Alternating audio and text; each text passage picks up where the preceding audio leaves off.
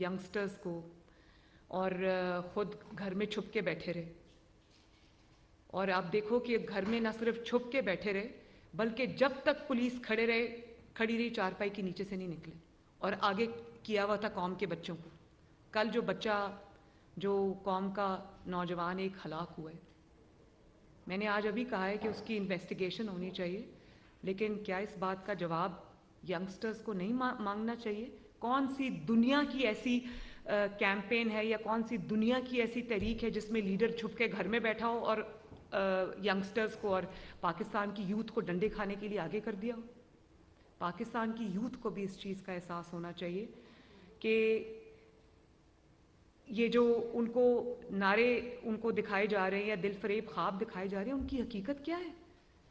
उनको अपने बच्चे तो लंदन में बड़ी सेफ जगहों पे बिठाए हुए हैं, उनको कोई उंगली भी नहीं लगा सकता।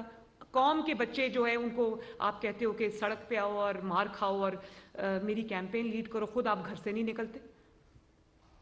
तो क्या मेरे जो नौजवान हैं इस मुल्क के, जो यूथ है, क्या उनका लीडर ऐसा होगा?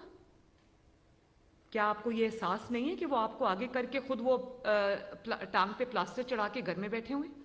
और कल जो वो कारकुन हलाक हुआ है, उसकी जिम्मेदारी किस पर है? आपको ये फख्र होना चाहिए कि मुस्लिम लीग नून में नवाज शरीफ साहब ने अपने कारकुनान को कभी अपनी शील्ड नहीं बनाया, इस मुल्क की यूथ को अपनी शील्ड नहीं बनाया।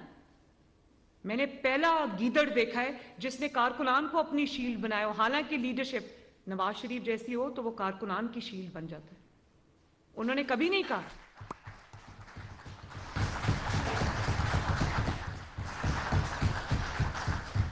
ये होता है शेर और गीदड़ में फर्क, ये होता है लीडर और गीदड़ में फर्क। अगर जो अदलिया बहाली की तहरीक नवाज शरीफ साहब ने चलाई थी, अगर वो ये कहते कि सामने आ जाओ जी मेरे नौजवानों, आओ मेरी तहरीक में मेरा साथ दो, और खुद नवाज शरीफ साहब मॉडल टाउन या